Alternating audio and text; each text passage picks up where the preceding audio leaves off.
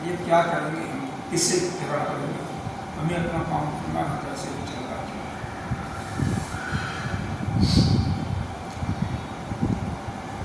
तो यहाँ पर भगवान ने चौथे प्रकार का यही बताया कि मैं तुम लोगों से इसीलिए प्रेम नहीं करता क्योंकि तुम्हें जब पूरा प्रेम मिल जाएगा तो जिस प्रकार से एक निर्धन व्यक्ति धन पा करके और जब धन उसका नष्ट हो जाता है तो वह क्या करता है, वो फिर जो है व्याकुल हो जाता है, दुखी हो जाता है। तो तुम व्याकुल न हो और तुम्हारा प्रेम हमारे में और गाढ़ा होता जाए और प्रगाढ़ होता जाए, इसीलिए उनसे हम छिप छिप करके मिलती हैं।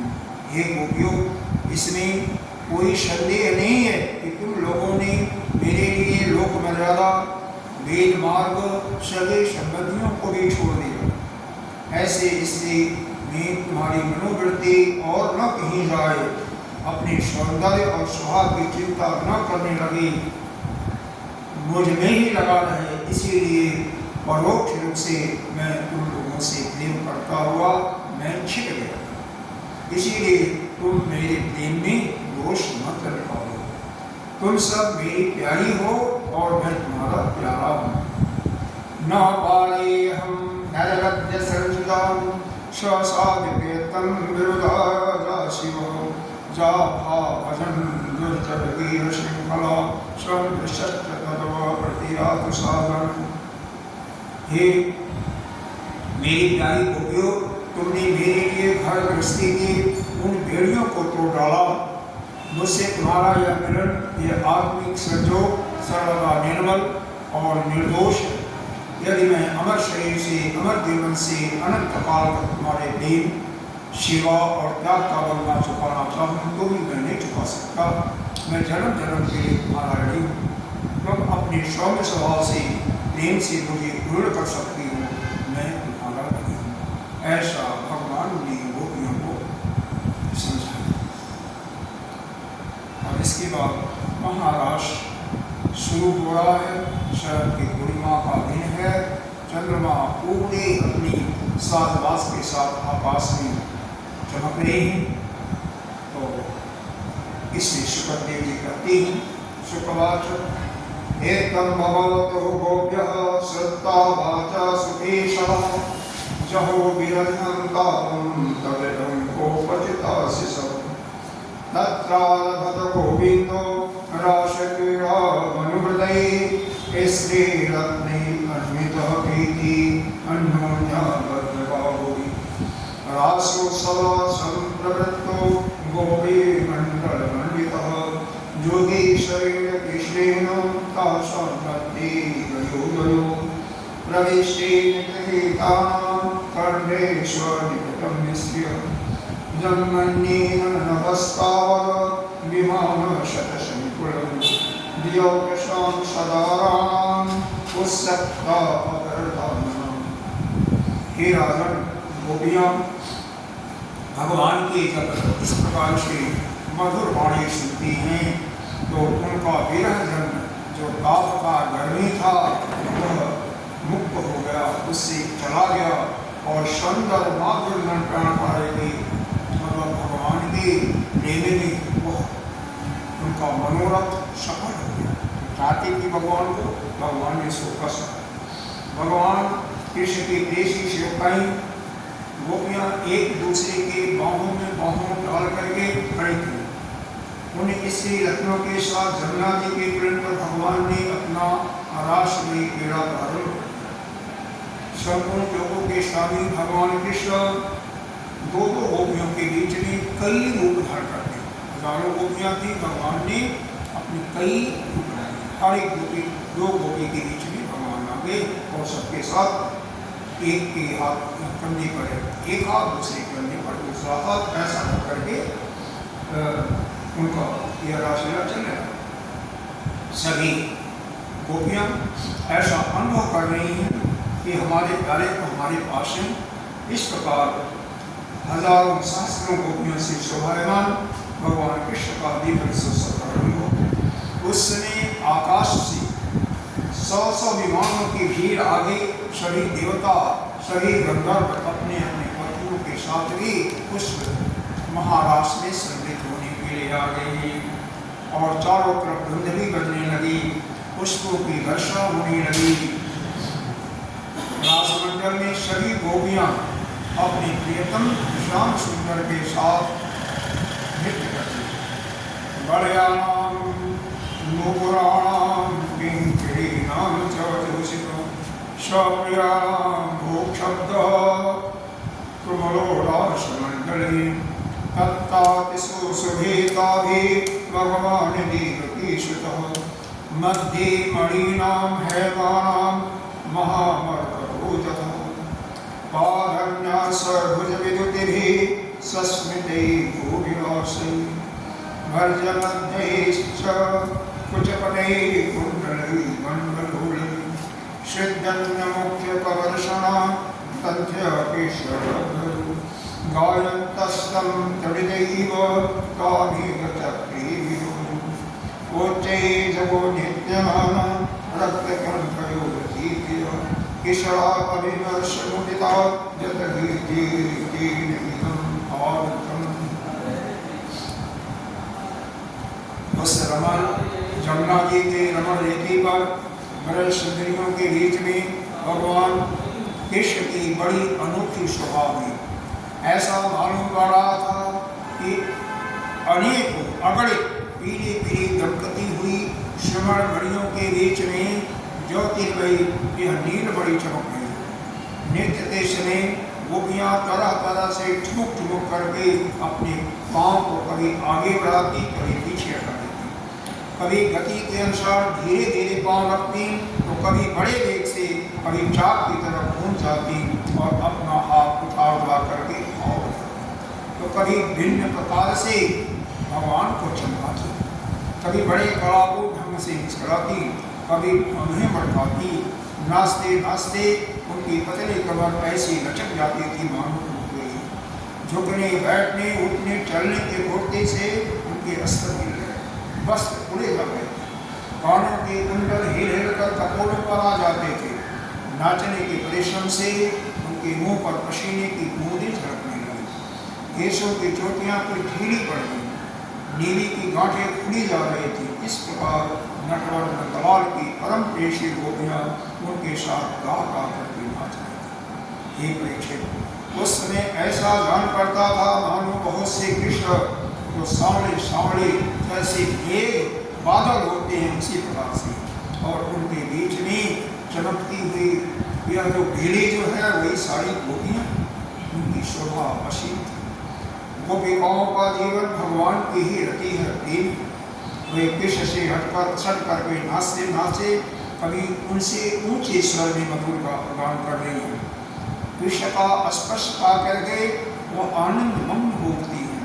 उनके राग रंगों से गुणगान से सारा जगत अपनी कोई गोपी भगवान के साथ उनके स्वर में स्वर मिला करके गा रही है या कृष्ण के स्वर की अपेक्षा और उनके स्वर से आलाप नहीं रखती है। उसके विलक्षण और उत्तम स्वर को सुन करके भगवान कहते हैं, बहुत प्रसन्न होते हैं, वाह वाह करके उनकी प्रशंसा करते हैं। उसी राग को एक दूसरी शक्ति द्रुपद में गाया, उसका भी भगवान ने बहुत सम्मान किया। ये गोपी नृत्य करते थक गई, जब वो थक जाती है तो उसकी कलाइयों से चोटियों की वेला तब उसने अपने बगल में खड़े मुरली मनोहर श्याम सुंदर के कंधे को अपनी माँ से कस करके पकड़ लिया। भगवान कृष्ण ने अपना एक हाथ दूसरी गोपी के कंधे पर, वो सभा से तो कमल की समान सुगंध से युक्त था ही, उस पर बड़ा सुगंधित चंदन का भी था। उसकी सुगंध से वो गोपी पुलकित हो गई, उसके रोम उठी, उसने धड़ से उन्हें चूम ली। एक गोपी नृत्य कर रही थी तो क्या है, कश्य चिन्नाट्य विक्षिप्त कुंडलतिस्मण्डितं गण्डं गण्डेशं धत्ता आदाताम्बूल सर्वं। जैसे अपने कपोल को भगवान कृष्ण के कपोल से सटाया भगवान मुख में पान का बीड़ा खा रहे थे और उसको उसके मुंह में डाल दिया। कोई गोपुर, कोई गोपी नृत्यंती नाच रही है, कैसे गायती काचे पूजनु पुरविक्रम पासलताचो हस्ताजन शांताधा तस्तनयोसिम। जब बहुत थक जाती है गोपी तो उसने अपने बगल में खड़े श्याम सुंदर के शीतल जल कमल को अपने धुन को सर्व कर दिया। ये परीक्षित गोप्यो लब्ध्वा चितं कान्तं श्रियं एकान्तवल्लभं गृहीत कंठस्थ ओम्दोभ्यां गायन्तस्तं विजहे कर्णोत्पलालकविटं कपोलधर्मं भक्तश्रियो बलैर्मुकुलभूषवादै गोप्या समं भगवता न नटोषकेशः स्रवस्त्रजो भ्रमरगाय परासगोष्ठ्याम्। हे परीक्षित, गोपियों का सौभाग्य जो है लक्ष्मी जी से भी बहुत ही श्रेष्ठ है। लक्ष्मी जी के परम प्रियतम एकांत वल्लभ भगवान श्री कृष्ण को अपने परम प्रियतम के रूप में पा करके गोपियाँ धन्य हो गई, उनके साथ विहार कर गई। भगवान कृष्ण ने उनके गलों को अपने भूला पासों में बांध रखा था। उस समय गोपियों की बहुत ही अद्वितीय शोभा चल रही थी। उनके कानों में अमर के कुंडल शोभायमान थी। मुगलारी हल्के कपड़ों पर लटक रही थी। पसीने की बूंदें झलकने से उनकी रूप की छटा निहारी हो गई थी। उस रास मंडल में भगवान कृष्ण के साथ नृत्य कर रही थी। उनके कंगन और ताराजों की बाजें बज रहे थे। उनके ताल से अपना श्रीला के गा रही थी। उनके घोड़ों का चोटी में होते हुए फूल गिरती जा रहे थे। यह एक अद्वितीय स्वभाव वहाँ पर गोपियों और भगवान कृष्ण के साथ साथ में सारे देवता अपनी पत्नी के साथ हैं, सारे गंधर्व अपनी पत्नियों के साथ हैं। इस प्रकार से यमुना के किनारे बहुत ही सुंदर रासलीला महारासलीला चलती है। एवं प्रशंक्य कराभिमर्श स्निग्धे क्षणोदां विलासहासै रेमे अनोषो ब्रजसुन्दरभे यथार्वकः सप्रतिबिम्बविभ्रमः तदङ्गसङ्गप्रमुदा कुलेन्द्रिया केशानुकोलं पच्चपट्टकामो नाजापतिभोढुमलं भजस्त्रियो विस्तस्तमालाभरणाकुरुः केशविकेतं वीक्षणमुखे चरैस्त्रियः कामादिता शशाङ्कस्य सर्वो विष्णुतो भवतु। हे परीक्षित, जैसे नन्हा सा बालक निर्विकार भाव से अपनी परछाई के साथ खेलता है, कोई उसका इच्छा नहीं है, कोई विकार भी नहीं है, खेल रहा है, वैसे ही रमा रमण भगवान कृष्ण अपनी उनको गोपियों को अपने हृदय से लगा लेते, कभी हाथों से उनका अंग स्पर्श करते, कभी प्रेम भरे कृष्ण चित्रण से उनकी ओर देखते, तो कभी लीला से उन्मुक्त हंसी हंसने लगते। इस प्रकार उन्होंने ब्रजसुंदरियों के साथ क्रीड़ा का विहार। हे परीक्षित, भगवान के अंगों का संस्पर्श प्राप्त करके गोपियों की इंद्रियां प्रेम और आनंद से विभोर हो गए। उनके केश बिखर गए, फूलों के हार टूट गए और गहने अस्त व्यस्त हो गए। वे अपने केश, वस्त्र और कुंचकी की भी पूर्णतः संभालने में समर्थ हो गए। भगवान कृष्ण की यह रास क्रीड़ा देख करके स्वर्ग की देवांगनाएं भी मिलन की कामना से मोहित हो गई। समस्त तारों का गुण के साथ चंद्रमा भी आश्चर्य में। हे परीक्षित, यद्यपि भगवान आत्मा राम हैं, उन्हें अपने किसी की आवश्यकता नहीं है, फिर भी उन्होंने जितनी गोपियाँ थी उतने ही रूप बना लिए और खेल खेल में उनके साथ इस प्रकार से विहार कर रही हैं। जब बहुत देर तक गान और नृत्य आदि विहार करने के कारण चला थक जाती हैं, तो भगवान कृष्ण ने बड़े प्रेम से स्वयं अपने सुखद कर कमलों के द्वारा उनकी मुँह पूछी। गोप्या स्फुरत पुरट कुंडल कुंतलवे गंडस्या सुजितहासनिक्षणम् मानं ददात्तरिसहस्र दभो कृतानि कोड्या परीक्षित भगवान के करकमल और नख स्पर्शी गोपियों को बहुत आनंद। उन्होंने अपने कपोलों के सौंदर्य से, जिन पर सोने के कुंडल चमका रहे थे, घुघराड़ी हल्की लटक रही थी तथा उस प्रेम भरे चितवन से सुधा से मीठी मुस्कान से विचलित हो रही थी, भगवान कृष्ण का सम्मान करती हैं और प्रभु की परम पवित्र लीलाओं का गान करती हैं।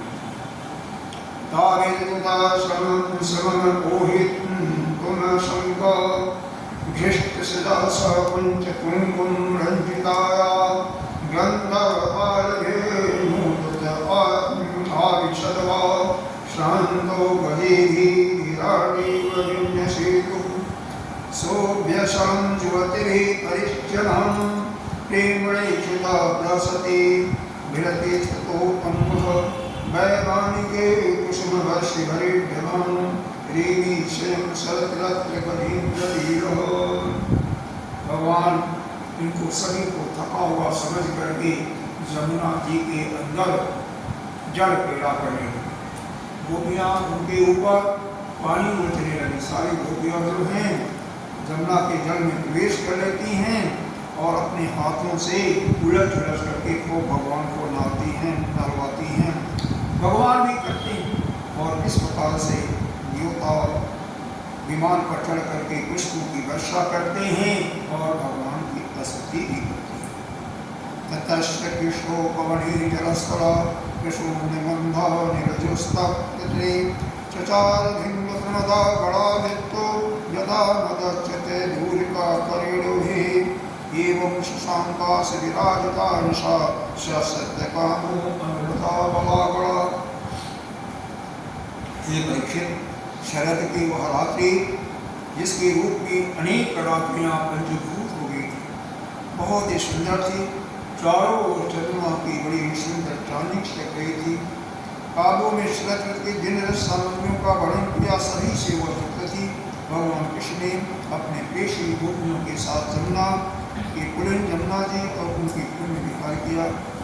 यहाँ पर यह हमें अवश्य याद रखना चाहिए कि भगवान यह कामोन्मुक्त नहीं है, वह तो दिव्य हैं, दिव्य पुरुष हैं, वह तो सत्य संकल्प हैं, वह तो केवल लीला मात्र कर रहे थे। इस लीला में काम भाव की कोई गुंजाइश नहीं है।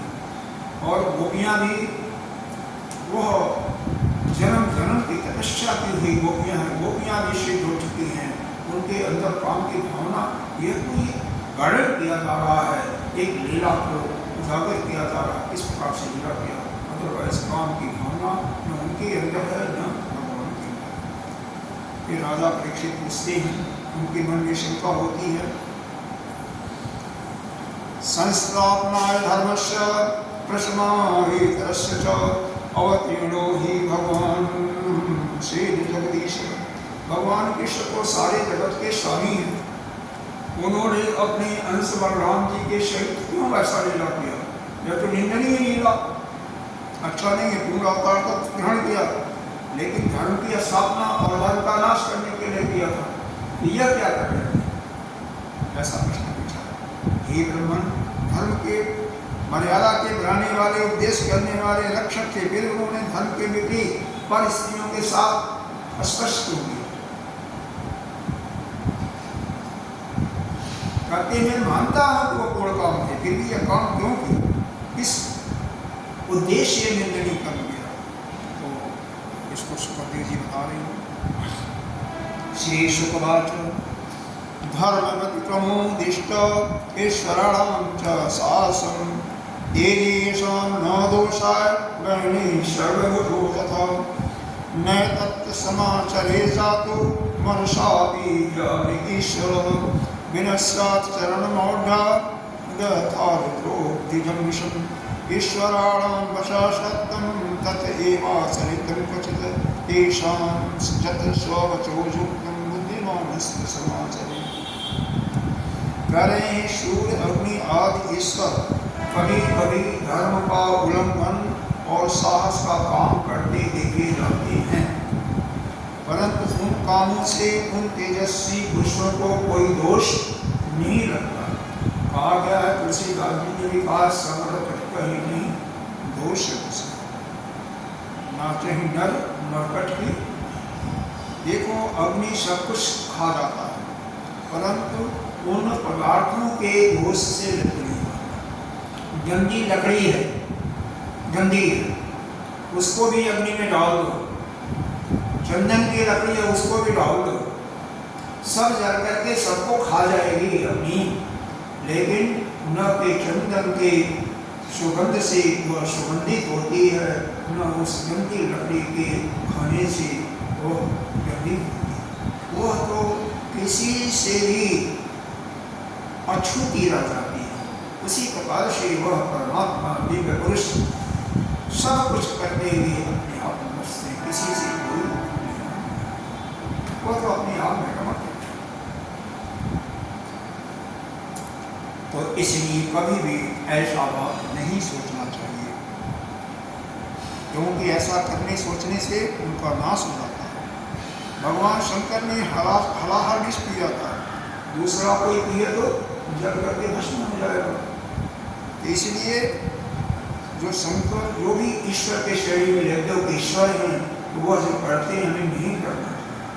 भगवान ने जो किए थे उसको करना नहीं चाहिए। हमें तो जो उन्होंने हमारे लिए उपदेश दिया है गीता जी में, इसका पालन करना चाहिए, क्योंकि भगवान तो पूर्ण परमात्मा है। भगवान के घोड़ा अवतार के रूप में है, उनका कामोपांचन करना है तो कर सकते हो। छठे दिन क्या हलाहल विष पी सकते हो? फिर क्या? इसलिए भगवान को कभी दोष नहीं रखना चाहिए।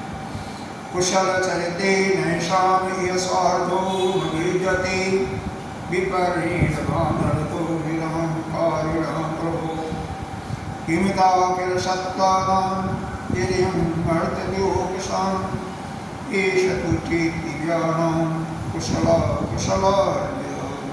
जदवादपन्वजपरागनिवेशतित्ता योगप्रभावविदिता अखिलकर्मनन्दा शैलं चलन्ति मुनयो विनोदयमानां तस्यैक्षाया कुशलपुत्र इव बन्धो। कहते हैं जो सामर्थ्यवान पुरुष है अहंकारहीन होती है। शुभ करने से कोई उनका सांसारिक स्वार्थ नहीं होता, अशुभ कर्म करने से उनके लिए कोई नुकसान नहीं होता। वही स्वार्थ और अनर्थ से दोनों से ऊपर हो जाते हैं। उन्हीं के शब्दों में ऐसी बात है, तब जो पशु पक्षी मनुष्य देवता आदि समस्त चराचर जीव के एकमात्र वो प्रभु ही सर्वेश्वर हैं, उनके साथ शुभ और अशुभ कर्मों का संबंध कैसे होगा? जिनके चरण कमलों के रज का सेवन करने से भक्तजन तृप्त हो जाते हैं, जिनके साथ लोग प्राप्त कर गए, जोगी जन अपने सारे कर्म बंधन को काट डालते हैं। विचार से ज्ञानी उनके तत्व का विचार करके उसी तत्व से उन्हीं के स्वरूप हो जाते हैं। समस्त कर्म उनके बंधनों से मुक्त होकर के अंत में इस संसार की आवागमन से वही भगवान अपने भक्तों की इच्छा से अपने चिन्ह विग्रह रूप को प्रकट करते हैं। तब भला उनमें कर्म बंधन की कल्पना कैसे कर सकते? गोपियों के, उनकी पत्नियों के शंखों से, धारी अंतःकरणों से जो आत्मा रूप में विराजमान है, उनके साक्षी और परम पति हैं, वही तो अपना दिव्य चिन्ह में विग्रह प्रकट करके लीला अभी शुरू में जो हमने इस पर मुख्य बातें जो हमने चर्चा की, उसको एक बार पुनः आपको बता देते हैं, जिससे आपके मन में भाव आए। क्या कल गोपियों ने 3 प्रश्न पूछे। तो पहला प्रश्न था कि हे श्याम सुंदर, आप क्या इन तीनों में से कौन हो? पहला कि जो प्रेम करते हैं और उनके बदले में प्रेम करते हैं। तो हमें तो यह लगता नहीं है तुम प्रेम करते हो मेरे से, हम लोग प्रेम कर रहे हैं लेकिन तुम नहीं प्रेम करते। दूसरा, जो किसी से प्रेम नहीं करते हैं उनसे भी प्रेम करते हैं। तो जब प्रेम करने वालों से तुम नहीं प्रेम करोगे तो ऐसे कैसे प्रेम करोगे? ये सब मानी है। तीसरा, जो किसी से प्रेम नहीं करते, निष्ठुर होते हैं। तो हमें लगता है तुम वही निष्ठुर वाले हो। अच्छा बताओ तुम्ही कौन हो तीनों में से? प्रेम, जो प्रेम करते हैं उनसे प्रेम करते हो, हमसे तो नहीं कर रहे हो तो मेरे पास उसने तुम्हारा नाम नहीं लो। दूसरा जो प्रेम नहीं करते उनसे प्रेम करें तो वो तो संभव ही नहीं है। जब प्रेम करने वालों से तो प्रेम नहीं करता तो जो प्रेम नहीं करेगा उनसे कैसे करेगा, वो संभव नहीं है। तो तीसरा जो किसी से प्रेम नहीं करते, निष्ठुर होते तो वही निष्ठुर। भगवान ने कहा कि अरे गोपियों सुनो, जो दूसरे प्रकार का तुमने बताया कि जो प्रेम नहीं करता उससे भी प्रेम करते हैं, तो वही होते हैं, वही पुरुष ऐसे होते हैं जो कि जिनके स्वभाव में करुणा भरा हुआ है। जैसे माता और पिता अपने बच्चों से अंत समय तक प्रेम करते हैं, ठीक है। प्रेम से प्रेम करने वाले को भी इसमें व्यापारी हो गए, और जो निस्वार्थ प्रेम करते हैं उनके स्वभाव से ही करुणा उनके अंदर होता है। माता और पिता ही करते हैं या परमेश्वर ही करता है। अब आगे तुम्हारे लिए जो तुमने तीसरा प्रश्न पूछा था, जो किसी से प्रेम नहीं करते तो उसके 4 प्रकार के उसके क्वालिटी बना लो, उसके 4 भाग। पहले तो वह है जो किसी से प्रेम नहीं करते, वह 4 कैटेगरी को मानने वाले। पहली कैटेगरी में वह लोग आते हैं जो अपने स्वरूप में स्थित हैं, द्वैत उनको दिखाई नहीं देता, मतलब उस परमात्मा के सिवा इस सृष्टि में कुछ नहीं कर रहे, अपने स्वरूप में रमण कर रहे हैं, वो किसी से प्रेम नहीं। ठीक। दूसरा, जो पूर्ण काम हो गए हैं, कृतकृत हो गए हैं, उनको दैत्य तो भाषित होता है, द्वैत प्रतीति होती है, लेकिन वो भी किसी से प्रेम नहीं। ठीक है। पहला, जो अपने स्वरूप में रमण कर रहे हैं और आत्म स्वरूप के उनको कुछ नहीं दिखाई देता, वह। दूसरा हो गए जो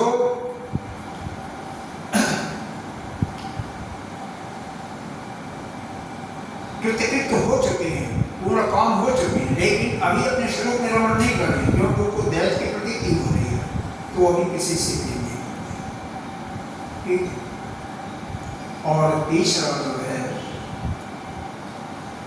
तीसरा कौन नहीं प्रेम करता, इसके लिए भगवान ने ये बताया।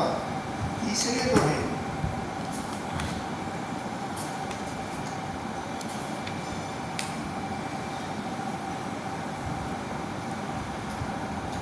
जो जानते ही नहीं कि हमसे कौन प्रेम करता, उनको पता ही नहीं कौन मेरे से प्रेम करता है, और जब कोई जानता नहीं तो कैसे प्रेम करें।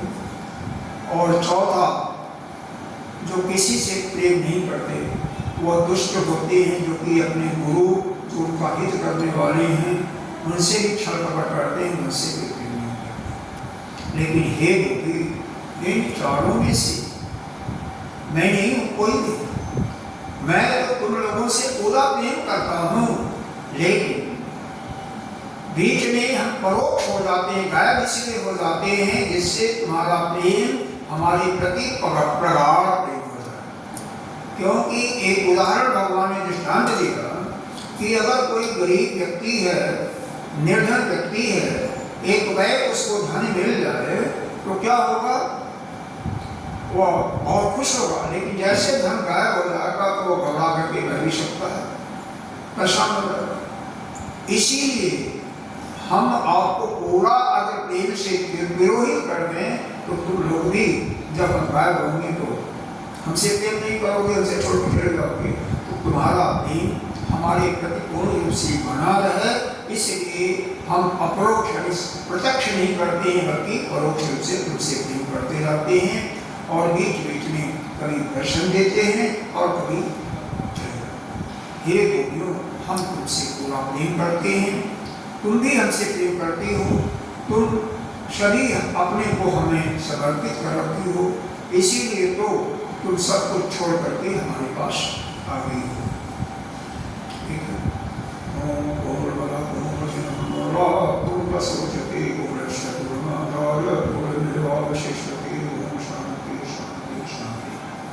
अब कल प्रसंग चल रहा